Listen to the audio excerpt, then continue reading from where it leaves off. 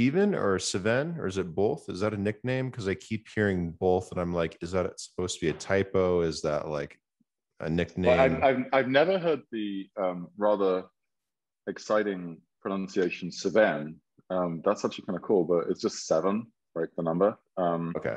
But yeah, full name is Stephen Waterhouse, but I go by Seven as a nickname. Where did Seven come along? Who gave you that? Actually, it was one of my co-founders at Orchid, Brian Fox. Yeah. And it's just Stephen no T.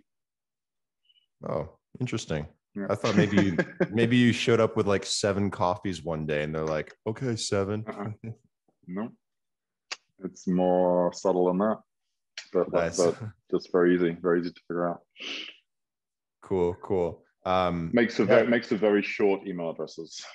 Yeah. So like, although then you have to explain it. They're like, so is that the number 7 or is it spelled out as like, well, either work? It's like, well, which one should I use? It's like, use whichever one you want. So hang on, is it the number 7? I was like, no. Mm-hmm. Okay, forget it.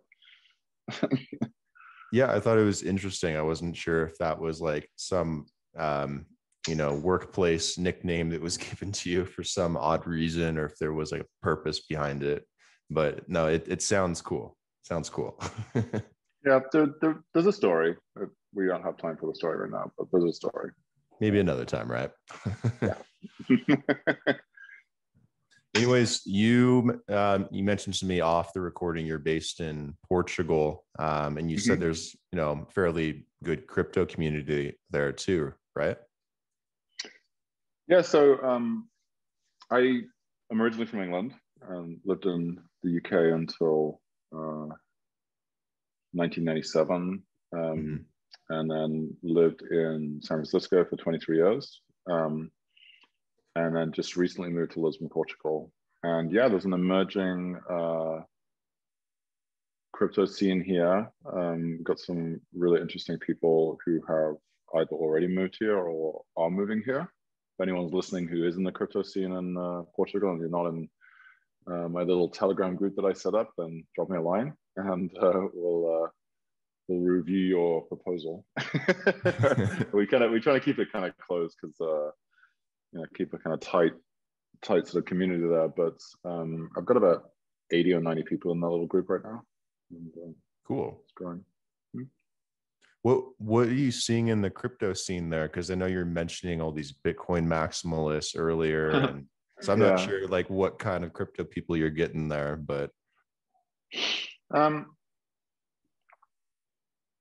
it's a mixture. We've got everybody from sort of investors to some people running some interesting funds, to people kind of in new kind of DeFi opportunities or NFT opportunities. So I'd say there's a whole spectrum of things that's going on.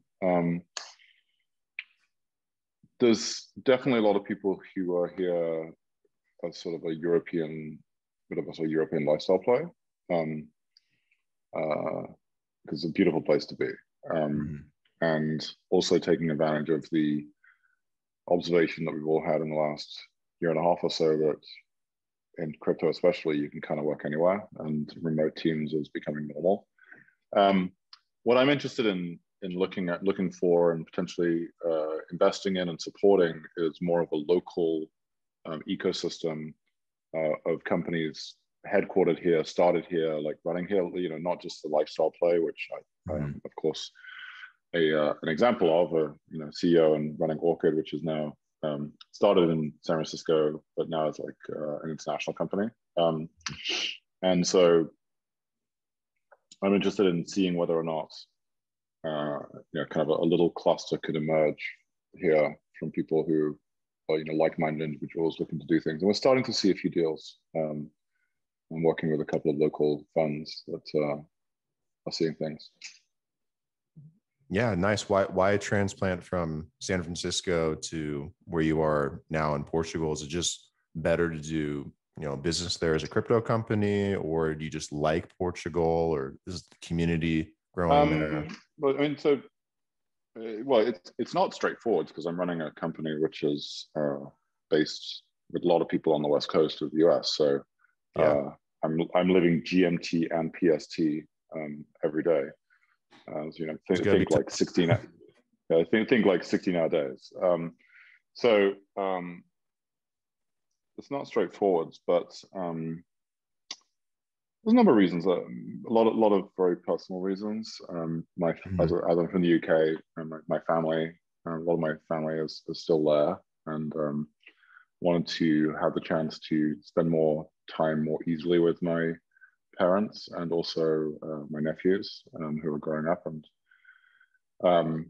had always also wanted my kids to have not just an international upbringing where you travel a lot, but an international upbringing where you actually live other places. And so this was the choice really came down to a couple of places, but this one had a lot of similarities with San Francisco kind of West Coast lifestyle in terms of surfing and kite surfing, which are two of my favorite sports. Nice. And but then, you know, very, very good international airport right in the city center. And, you know, just then that kind of European culture history thing. And interestingly, for where you are, it's actually closer to South America than the West Coast of the US is. And I'm a big fan of, you know, exploring South America. So strangely, by moving further east, I've become closer to the West. So strange twist. It's kind of the way that South America is shaped. Yeah, man. If you want to, you know, explore South America, come down to Colombia. It's blockchain's getting pretty big here. A lot of people love it.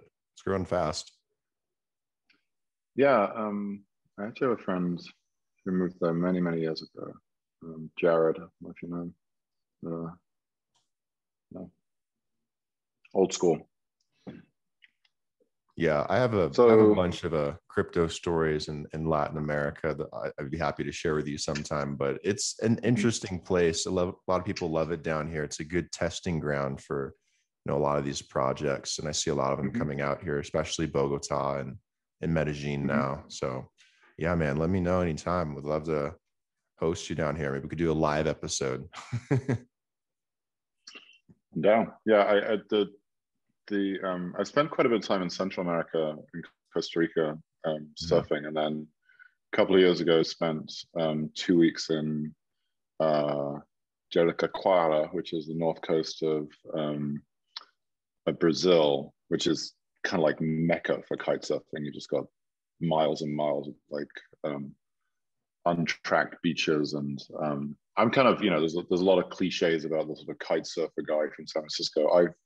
I grew up racing really fast sailboats, and then switched to windsurfing, where I raced windsurfers, and then also took up surfing, and then kind of came into kiting as a way to get better waves. So my kiting is sort of on the more extreme end of the spectrum than less the sort of acrobatic kind of you know, skateboarding imitation that I see a lot of the guys do. Anyway. Yeah. No shade thrown on anybody here, but yeah, that kind of, I feel like I got a slightly different style. You sound like a sports guy. Like you enjoy being active. I do, and actually, I was telling a story to somebody the other day. They were sort of asking me, you know, kind of in my early 50s now, and asking me like, you know, my career or my career choices, and I try to explain that actually a lot of the choices in my career were based around lifestyle decisions. I started doing a PhD when I was at Cambridge because I wanted to. I was already on the rowing team at Cambridge in the boat race, and I wanted to have another try out to get in the top crew, and also do national trials, and Olympics were coming up, so I signed up for a PhD, which gave me, you know, 4 more years of optionality. And then my initial choice to move out to the west coast of the US was partly inspired by just wanting to be driving distance from amazing snowboarding, which I've fallen in love with. So I don't know if these are great choices as to how you should plan your life, but when my son tells me he wants to be, you know, in the NBA, I'm like, sure, of course, let's just do it. So in the meantime, just keep studying, because you never know. But if you want to make any decisions based around basketball, let me know, because like I've done the same for different reasons, different sports. I mean, I don't blame him. I grew up wanting to be the star quarterback for the Dallas Cowboys. Obviously, that Yeah, didn't quite pan out, but you know, you got to shoot for something, right? yeah, it's life was meant to be meant to have some fun and do some interesting things, right? Absolutely. How did you, in your life, end up coming around to founding Orchid with your co-founders? Was it being interested in like the tech, or did you like have an experience with crypto, or like what kind of got you down that path? Interesting question. There's a lot of parts to that story.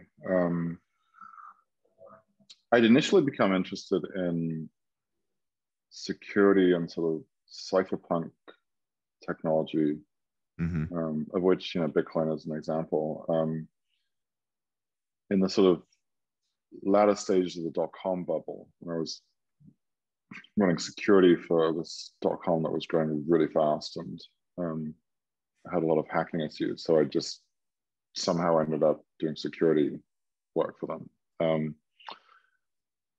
And one of the companies we acquired at the time was the first company to build a capture system. So like, interfaces for making sure that the person's not a robot. And then I then got into peer-to-peer technologies, as they were called back then, with a little startup called InfraSearch, which we sold to Sun Microsystems. And I worked on peer-to-peer distributed systems then. Took a journey into some other spaces in intellectual property, started a company fighting patent trolls, which took public in 2011, and then ended up at Fortress Investment Group in 2012, and didn't really know what I was doing in a hedge fund. So I started talking to the CEO, Pete Brigger, and the founder, and he's like, well, if you got any other ideas, come back to us one. So I came back with, a few weeks later, a Bitcoin. Like, hey, we should check out this Bitcoin thing. And that was actually inspired by my friend Sean, who had been one of my cypherpunk buddies from back in the early days. So you see how these kind of things weave together. Bitcoin made a lot of sense to me because I've been working in the peer-to-peer space in the past, like a decade earlier. And I was like, oh, okay, this is like peer-to-peer distributed systems. Now we can make them decentralized because we have cryptocurrency. That's cool. So I ran the venture fund at Pantera Capital, which we spun out of Fortress, with Dan, the main partner there. Dan had run Pantera as a global macro fund in the past, and then we sort of pivoted it to do cryptocurrency, initially Bitcoin and then other things.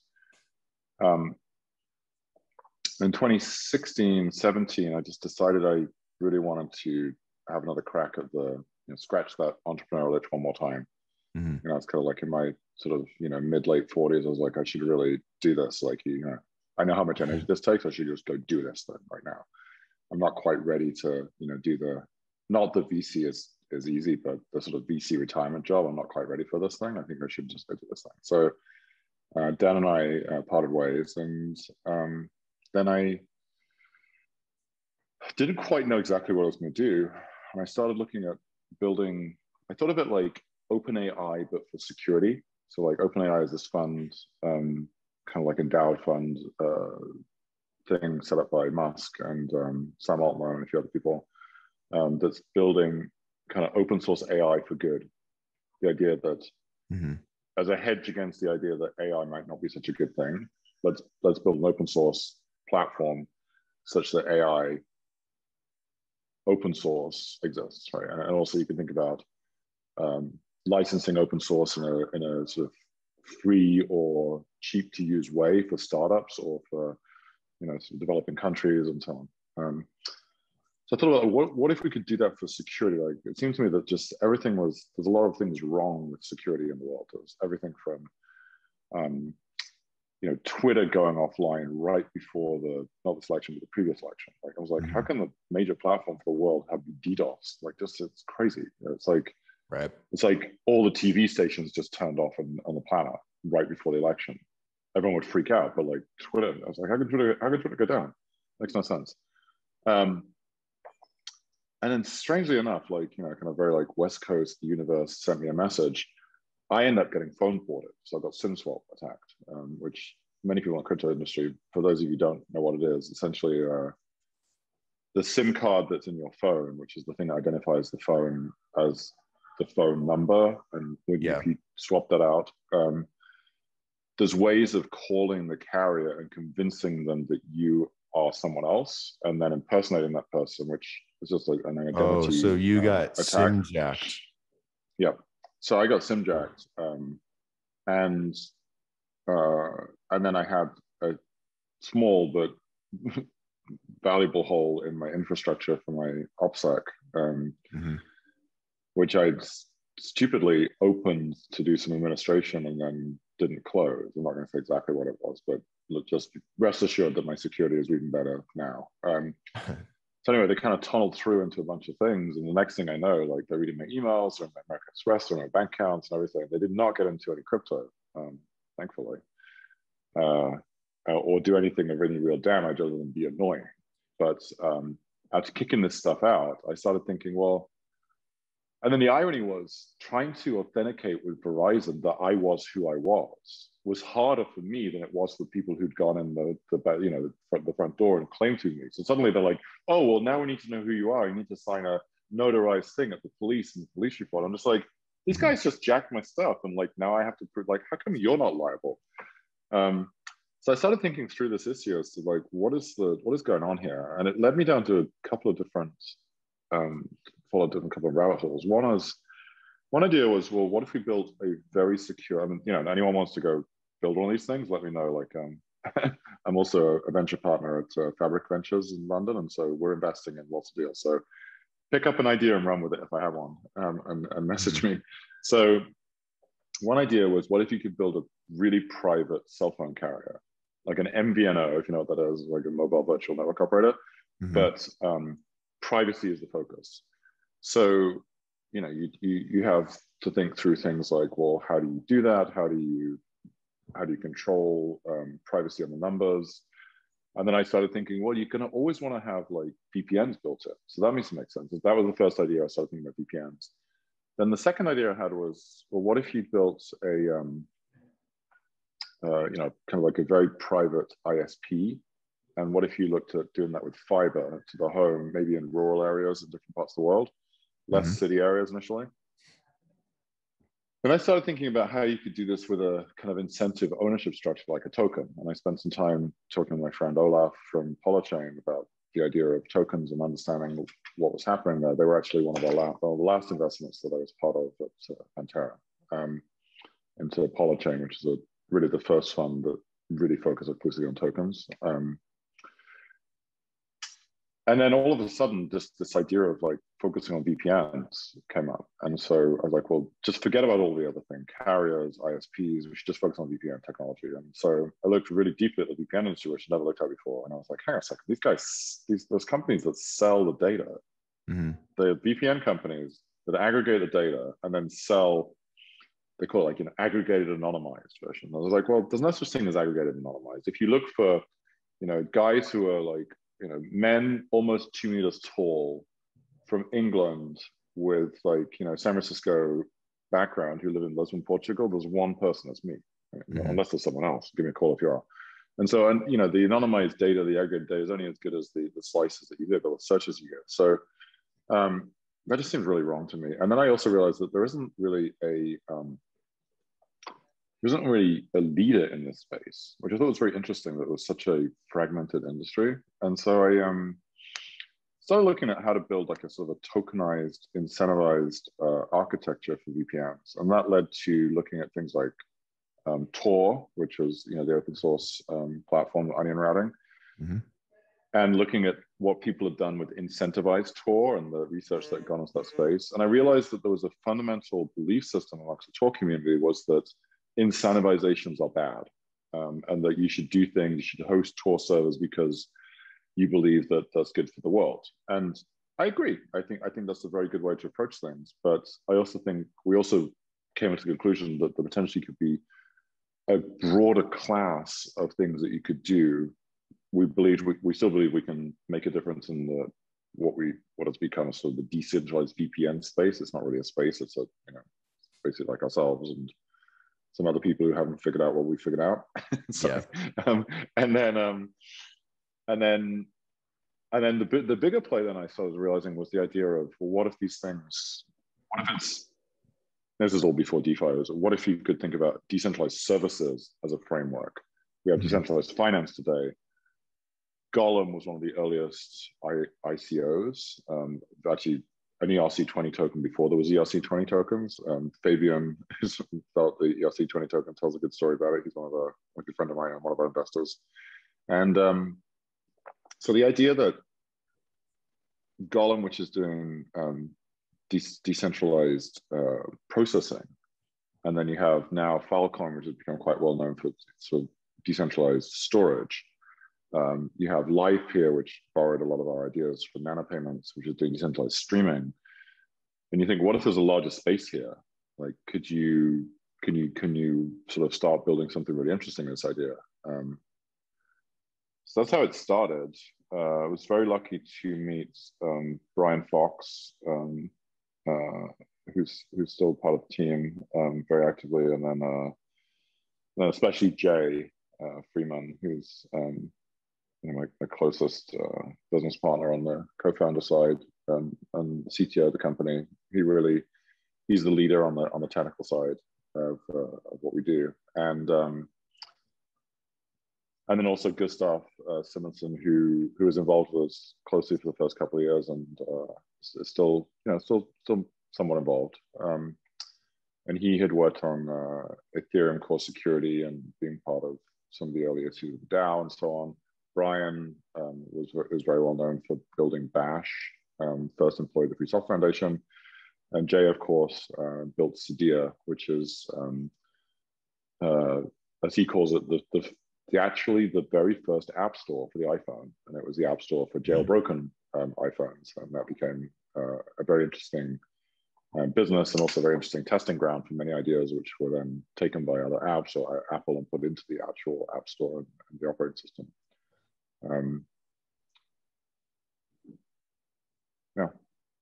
That's an interesting way of weaving around to getting to where you guys started Orchid.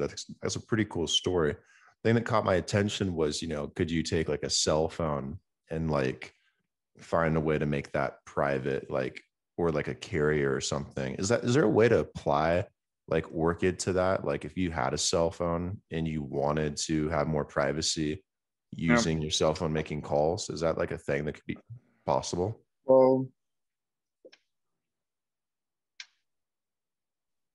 and this is interesting. I mean, I could sketch out a design for a business plan here, but the thing that you want to try and do is there are some issues around the privacy of the geolocation data, and the geolocation data, for example, in the US is mandatory. Like there's a provision called E911, which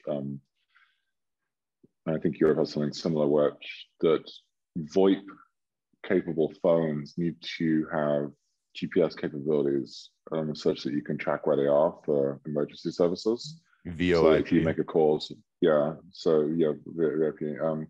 And that was extended to actually a requirement that all cell phones had GPS location capabilities built into them. So you've got a lot of privacy leak right there, right? Forget about your IP information and so on. Like, whoa, they know where you are, and they know your phone number, and then they know from the cell phone company, which cell that phone is in. So even if you turn your GPS off, they know which like region it is in. And then you tie that to kind of the web data that you've got and the payment information, and suddenly I know who you are, what you're doing, what you're spending, and everything. So the phones leak a ton of data all the time.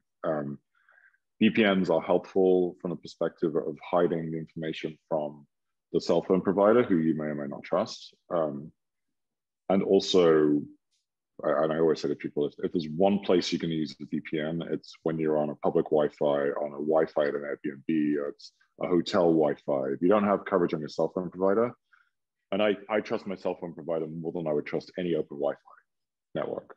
It just like makes sense, right? Then definitely use your VPN there. As far as the privacy of the calls, well, the cell phone company is always going to know who you called because they're connecting your calls.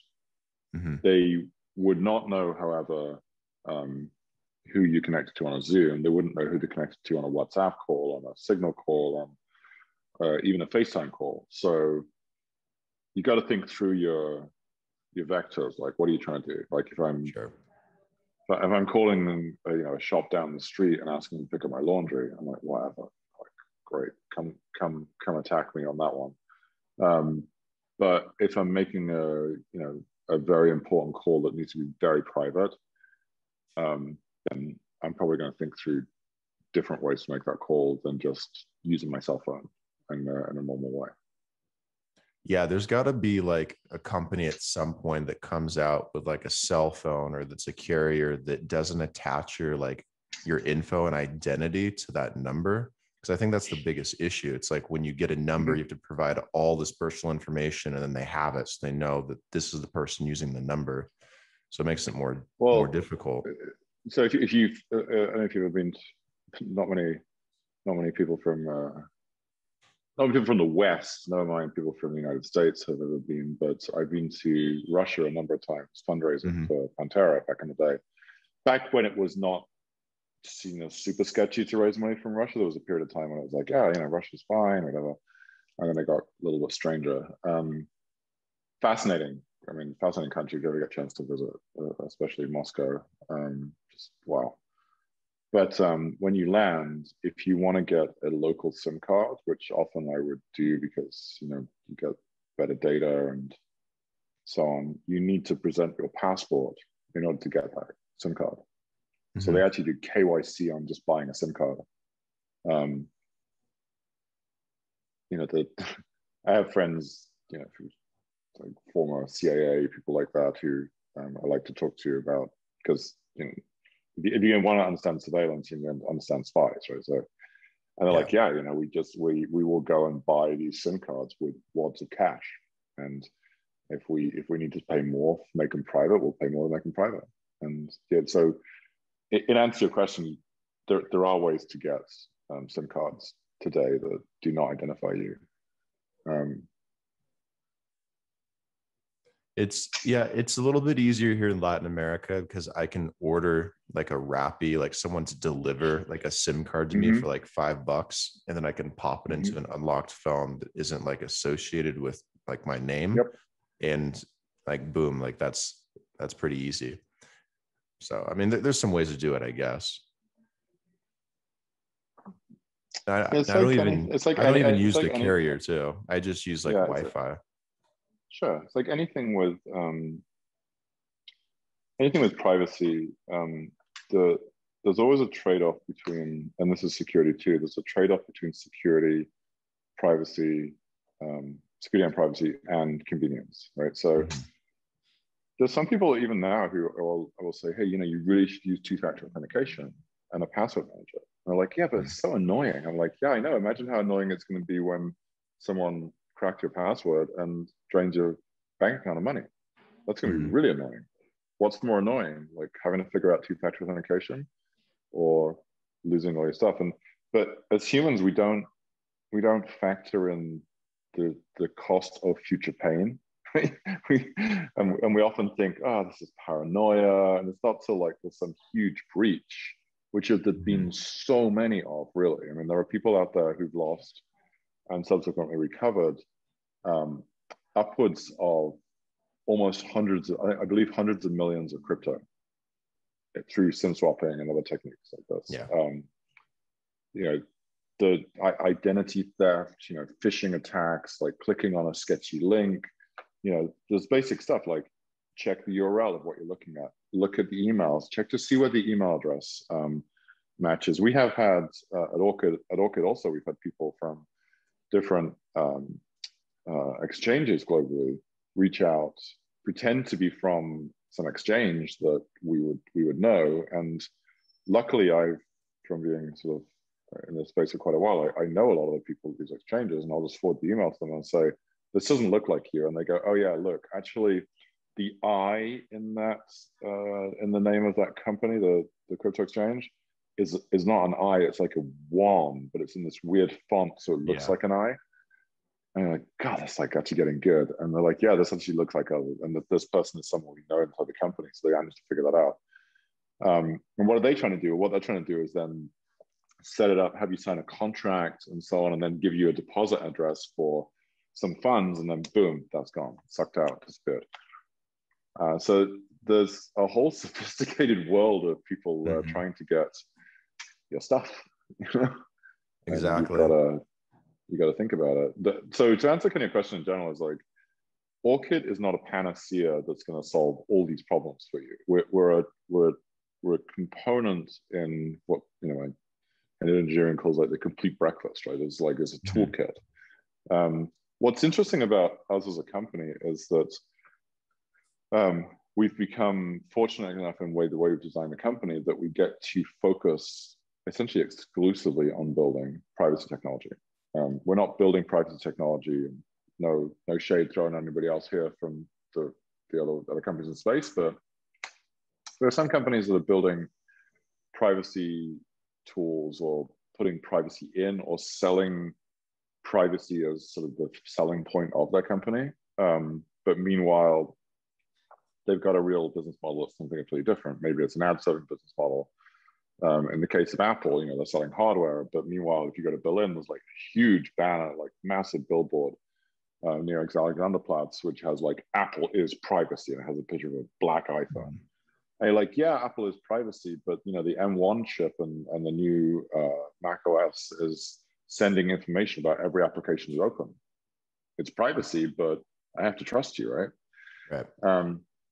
I think that there's a couple of articles I've written recently about decentralization, and we call it, we had a kind of a sort of slightly strange title. It's like decentralization is the new encryption, which we're not trying to say like decentralization is encryption. What we're saying is that as we struggle to make encryption, and especially end-to-end encryption, become an important thing for people to fight for and understand why they're fighting for it, I think that, and we're already seeing this, is that this within privacy, the concept of decentralization is also going to be important as an increasingly, and also like an increasingly, in some sense, like poorly understood thing. One example is the number of people who come to me and say, "Oh yeah, I don't use that WhatsApp thing anymore." It's like, okay, why not? They go, yeah, because it's owned by Facebook, and that privacy thing that made me click. I'm like, well, it's the same algorithm still, and nothing's actually changed, and it's basically fine. It's like you've got some issues with WhatsApp business accounts, but if you're doing it between your friends, then it's the same algorithm it was before. Nothing's changed since it was acquired.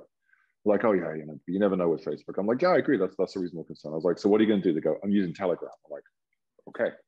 And they're like, well, what's wrong with that? I was like, well, have you noticed how when you join a Telegram group, you can see the messages from before?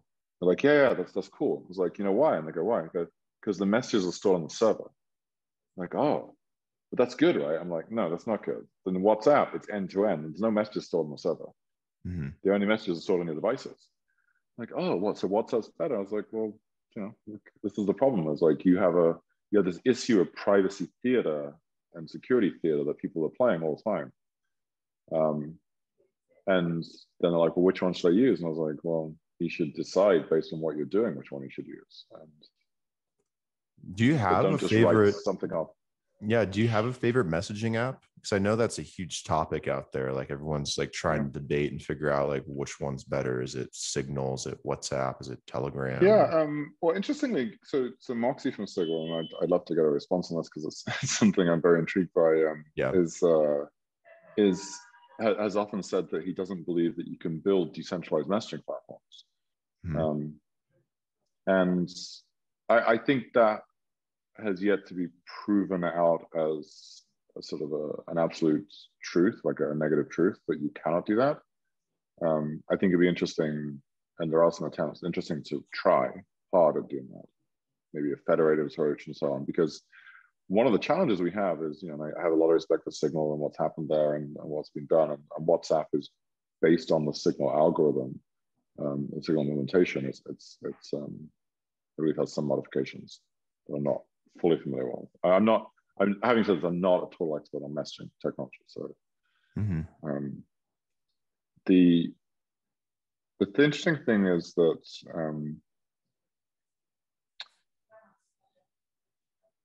if you're end-to-end encrypted, which is what you want, that's Signal, that's WhatsApp, then you also have the issue of, well, what if somebody decides that they want to essentially deplatform you, right?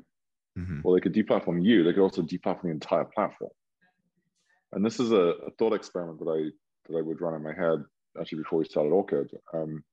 Was thinking through, well, how do you protect yourself in a future world where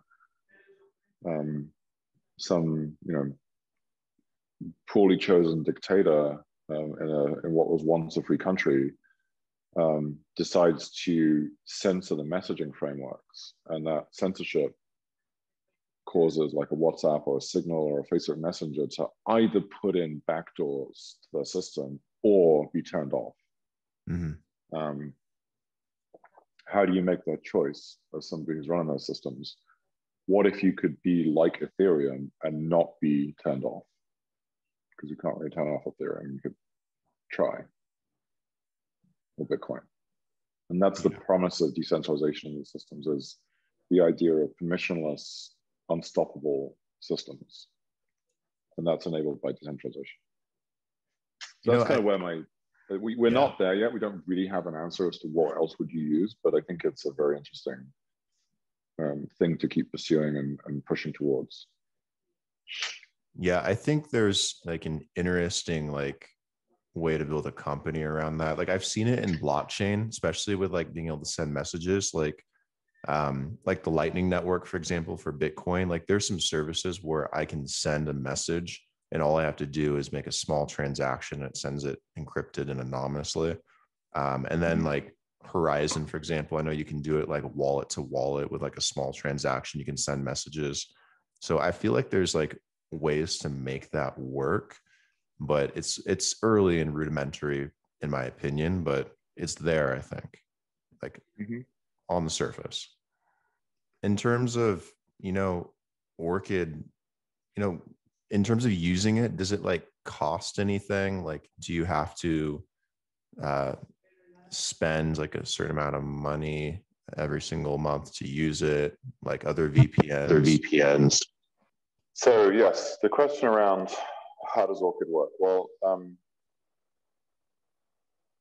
as your parents probably told you, there's no such thing as a free lunch, right? So when someone tells you they're giving you a free VPN, you should be very worried, because the question is, well, what are they really getting?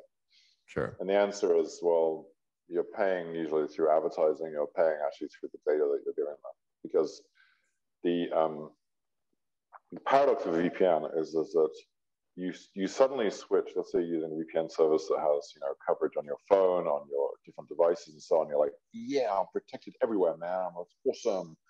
It's like, well, okay, now you just channeled all your traffic through one point. So everything you do is now being pushed to one person. So if that person's a free VPN, or is a VPN company that maybe you shouldn't really be trusting, they know everything about you now. So that's the problem now. So so Orchid is not free.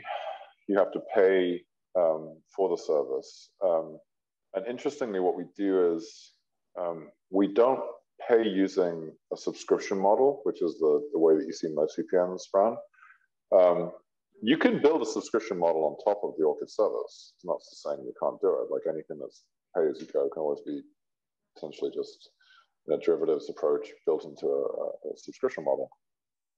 And people have asked us, like, why don't you build a subscription model on top of it? It's like, well, because we don't provide VPN service, is a basic answer. Like someone else wants to do it, they can.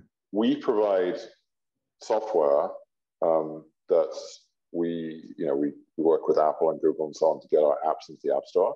And we also provide the software that the nodes in the network can run. But our software is not providing VPN service. You're paying to receive, basically you're either loading cryptocurrency into the app, which is populating a smart contract, and then that is giving you credit in the system that then when you want to make a connection, the client tries to figure out which of the nodes it's going to send the first piece of traffic to. And then in our architecture, you can have those nodes either just route that traffic to the destination, like to the website that you're looking for. I'm trying to get to your website, listen to your podcast. So I use Orchid and I use what we call a single hop. That's a normal VPN thing. If I want to get a little bit more careful about my privacy, I might use 2 hops. And what that does is that means that none of the VPNs none of the nodes in the route know where I'm going or who I am. So if you're a little bit more careful, you want to do that. And that's more like onion routing, like Tor. What else is interesting is that you don't have to set up payment contracts with anybody. You don't have to, sign up for all the nodes and say, hey, I'm going to give my credit card to each of these different things. And we have 7 to 10 nodes in the network right now. You can just use the crypto. You use the OXT and the current architecture, and there'll be options to use different kinds of currencies in the future.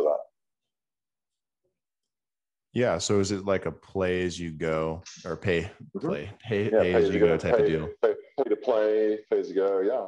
Pay play. Yeah, exactly. How fast is it? Like, because I know some VPNs, like, they really slow down my experience.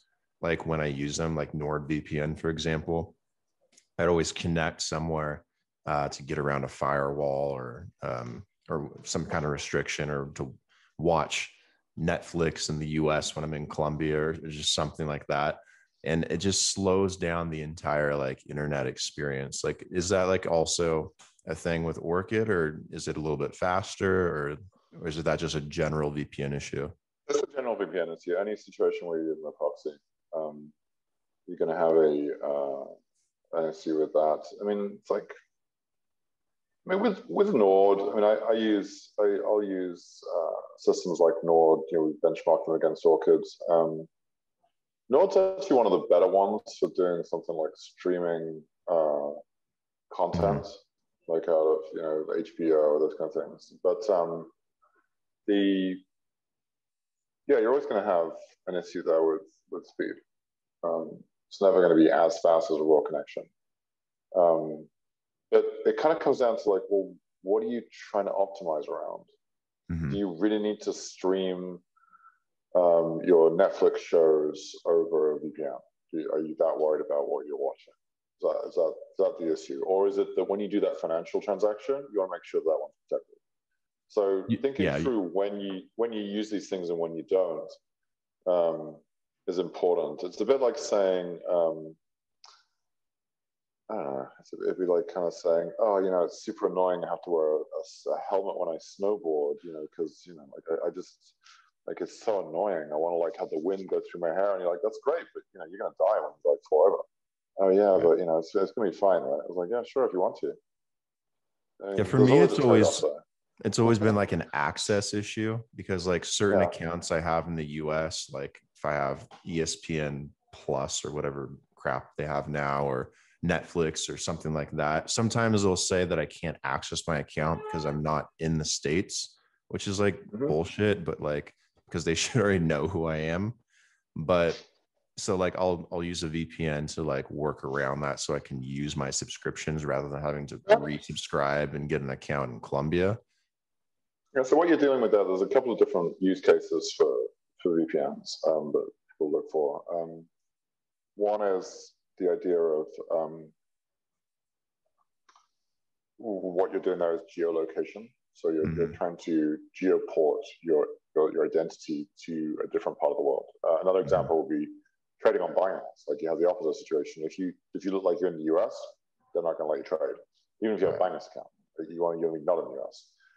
So you'll find that today's VPN companies have a whole bunch of things where you can you can go down to I want to be exactly in this city in Bangladesh because I've got a server there.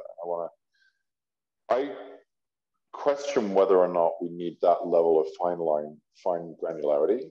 And the current Orchid system doesn't really have the concept of geolocation, but there are ways to architect that using our curator design and we think there are approaches there where we could sort of mimic that kind of thing, but it's going to be a much coarser representation of geolocation versus the fine-grained level that we have with regular VPNs. There are other reasons to use VPNs, like just being more private. And we think that's a very good use case for Orchid.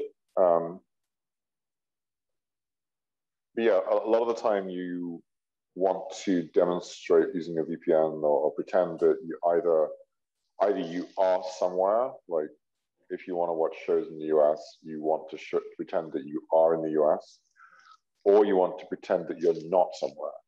So if you're going to go trade Binance, you want to pretend that you're not in the US, but in fact you are.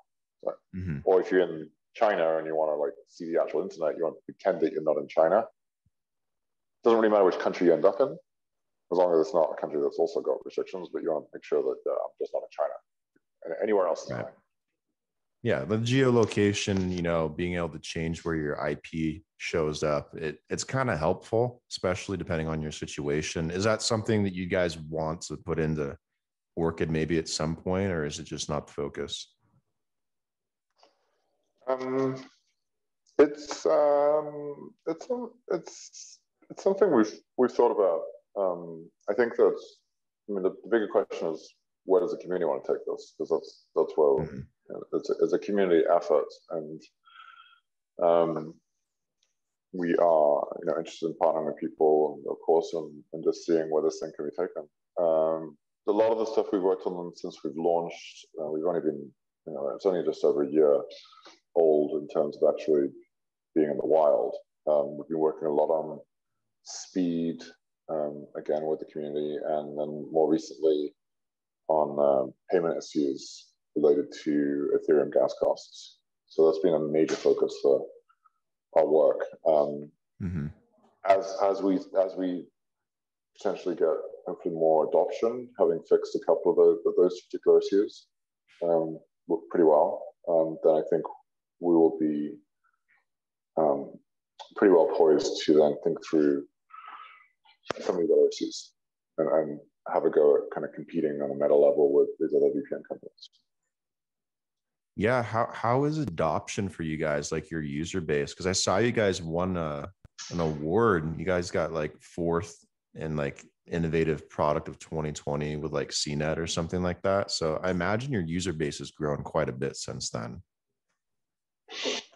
Yeah, it's been great. We've had a lot of positive reception for that. We have like quite a bit of traffic to our website. We don't track usage because, you know, we actually can't track usage. That's true. The way our system is built. But we track number of hits to the website, and the website doesn't have the usual sort of, you know, multi-party, third-party cookie tracking stuff that follow you around the internet for the rest of your life, no matter how much, like, you're trying to get rid of this stuff like fleas. So we don't have that stuff. But we do have information about how much traffic we get, have information about how many downloads we get, and it's definitely been increasing, and seems to be pretty healthy. You know, we have big goals for this stuff, but we also have quite a long view of things.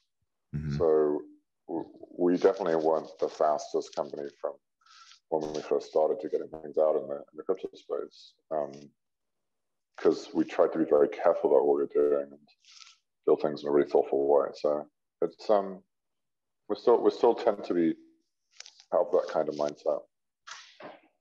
Yeah, what are these big goals that you guys have? Like, where do you guys envision taking Orchid? To Mars. To Mars? Well, that's a good idea too. I don't think there's a privacy issue on Mars. There's really nobody there. All the better reason, right? We've got to be the first ones there with the solution. I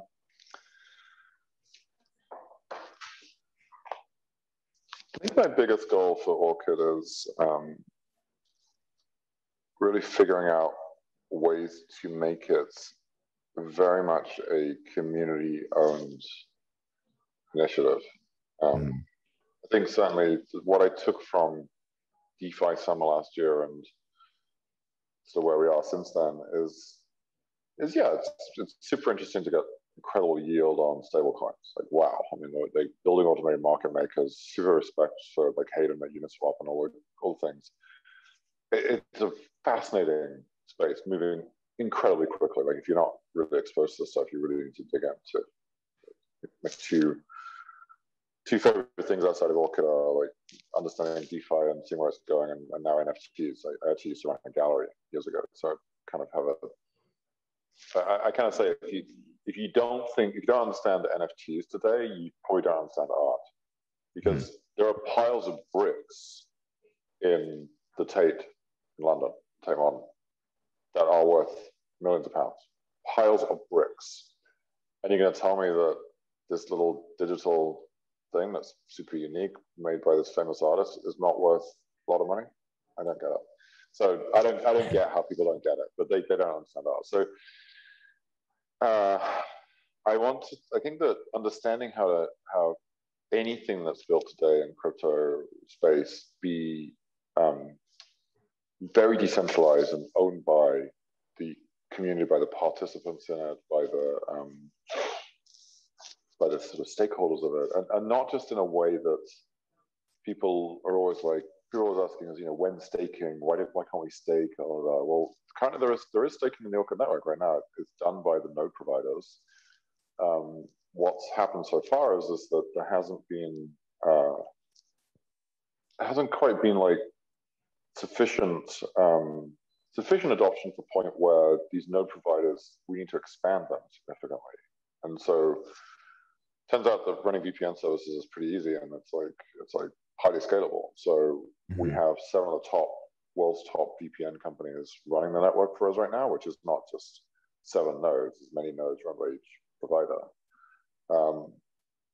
And so as the traffic increases in those things, and it becomes economically feasible and a requirement that we would increase the amount that will be staked there, then there will be opportunity to do that. But that's one aspect where people think that's what community ownership means. That's why you want to have community involvement. I think of it, as I was saying, back to the previous part of our question, it's a hedge against what if Orchid becomes very successful as a project or a technology. How do we make sure that there's nothing, you can't shut it down? And that's what I think is necessary for any system design. All respect to what the guys in Binance Smart Chain are doing. I think it's fascinating. They're onboarding a whole different whole different segment of the population in DeFi. That's not the whales, not the dolphins, but even smaller size checks, and that's great. People can play with those things. Projects can experiment. It's cheaper to build things, but at the end of the day, they can pull the plug. And if somebody turns around to Binance and CZ and says, "Hey, shut this DeFi thing down tomorrow," or we shut Binance down, they'll shut it down. If there's an app running on Binance Smart Chain, if Orchid was running on Binance Smart Chain and they said, "Hey, turn that Orchid thing off," Chinese government said, "Turn the Orchid thing off," or we turn you off, they turn us off because they control the network. Right. So thinking about these issues from a game theoretical perspective of not just how do I make a bunch of short-term cash, but how do I build something that lasts beyond even the people who are building it? How do you do that? You take something like Linux. Linus has, have been involved for a long time, but it will carry on living outside of him. That's powerful. And I think that's a very interesting thing I think one of the reasons why we've been able to attract so many really talented developers into our team is the idea that what if you could build something that lasts, something that really makes a difference? And that's a rare opportunity to get to do that kind of thing. Is Orchid built on Ethereum? Is it its token, right? It's an ERC20 token. So the ERC20 contract is on the Ethereum chain.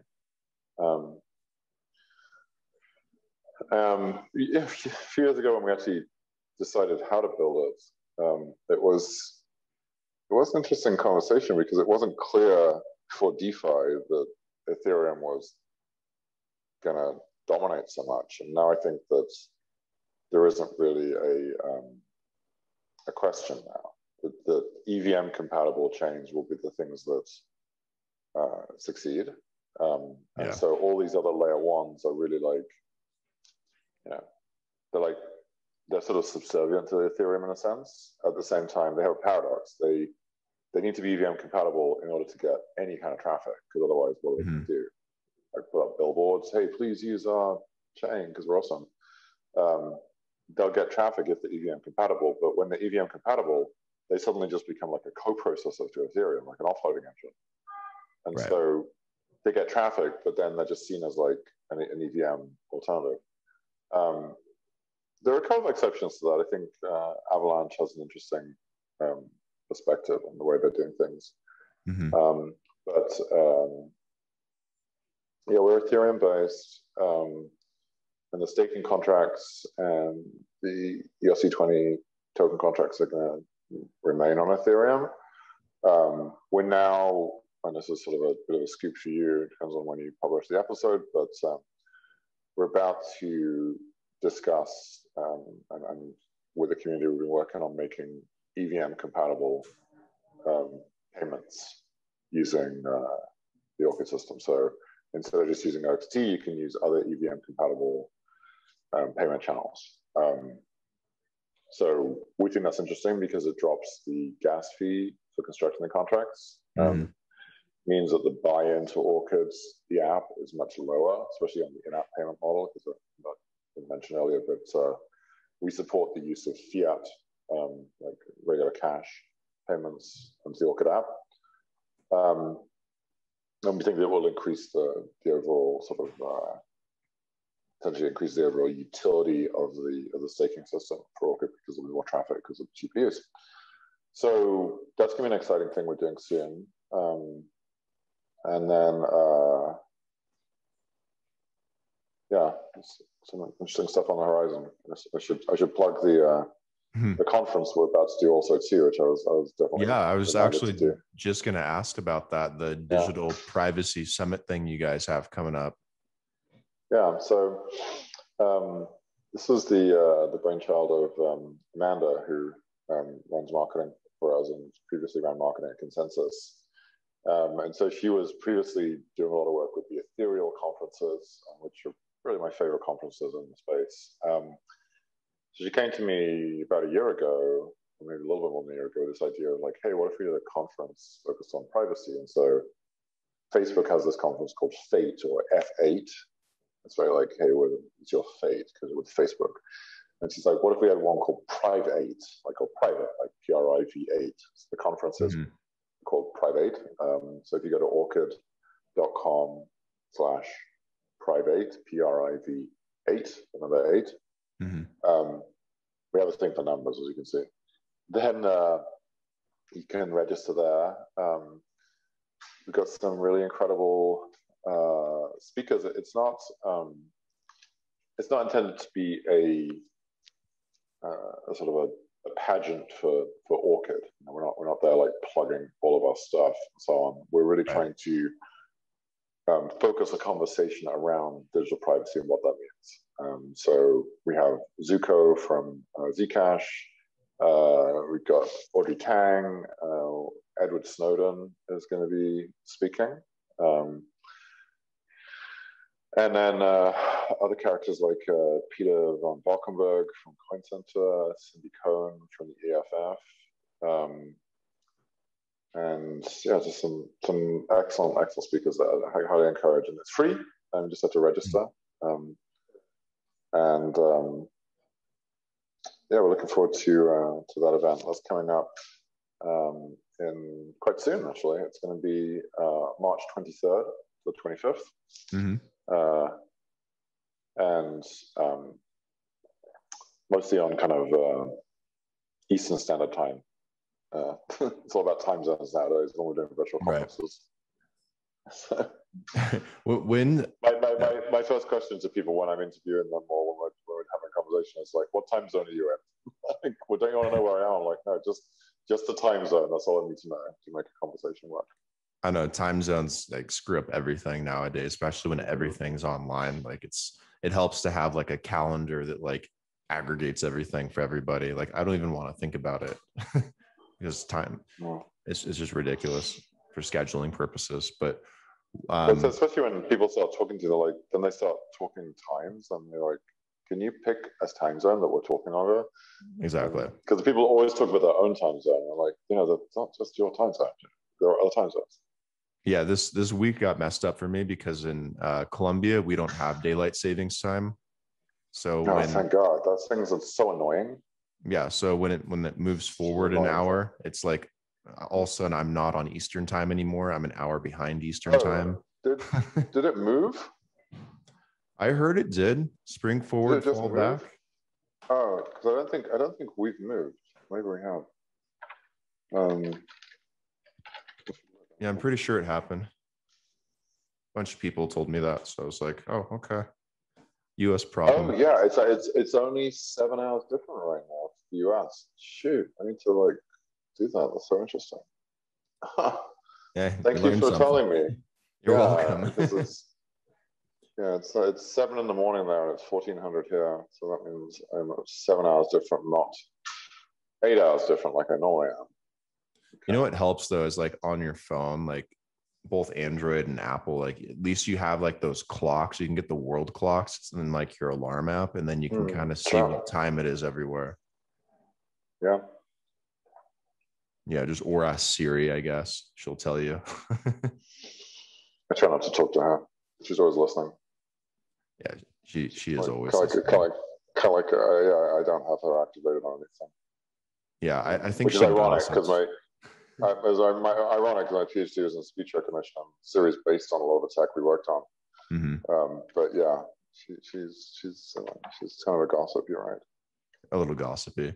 Where can people sign up for this summit? Like just is there a link on the website? orchid.com/private, PRIVA. Okay. Are you going to be speaking? I'm going to be interviewing Edward. Yeah. Yeah. Excited? But and intimidated. I'd feel less nervous interviewing like George Clooney than interviewing someone like Edward Snowden because but like regular famous people don't really intimidate me. You give me a digital rights advocate or a extreme sports athlete or something like that, then I'm nervous because these people are people I look up to. I bet he's excited to talk to you. I mean, dude, you got a badass, crypto VPN. So yeah, it's gonna be an interesting conversation for sure. Yeah, looking forward. We're definitely passionate about this industry, so this space. So we share that for sure. Yeah, it should be pretty cool. I got to run to do something else, another meeting in a little bit. So this is probably a good place to wrap it up. We definitely covered a lot of stuff. So Seven, thanks for Seven. What do you prefer? Do you prefer Seven or Seven? Or does it not matter? Definitely Seven. No one's ever said Seven before, but if you want to go with that thing, you can rock it if you like. But it's just Seven. Okay, Seven works. Okay, Seven. Thanks for coming on the podcast. Really appreciate you taking the time. Fun conversation. I'll definitely work to have it up soon. Okay. Thanks a lot. Take care. Of course.